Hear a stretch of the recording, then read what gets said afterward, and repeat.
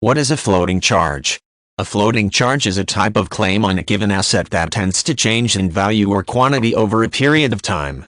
The claim may be associated with a lien on an asset that appreciates or depreciates in value as changes in the marketplace occur, or with an asset held as collateral for a mortgage. This type of charge may be associated with an asset or a group of assets that are owned by a company or some sort of limited liability partnership or LLP. With a floating charge, the assets involved in the arrangement serve as security on some type of loan.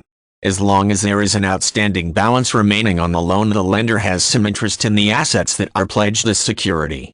Once the loan is retired in full, those assets are once again solely the interest of the owner, and the lender has no reason to lay claim to them in any form. The current amount of the floating charge is directly related to the current market value of the asset or groups of assets involved in the arrangement. As the value of the assets rise and fall in the marketplace, the amount of the floating charge adjusts accordingly.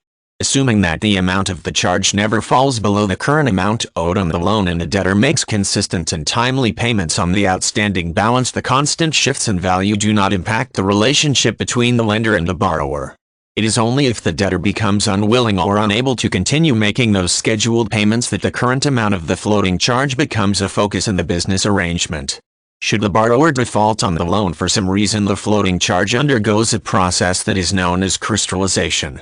Essentially, this means that whatever current market value is associated with the pledged assets is locked in at that point in terms of acting as repayment for the defaulted loan. The value of the assets are now frozen rather than floating or adjusting to new market conditions.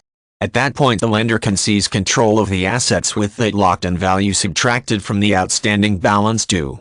The lender can then sell the assets to recoup as much of the loss as possible, or choose to hold on to them for future use while crediting the frozen charge or value to the defaulted customer's account.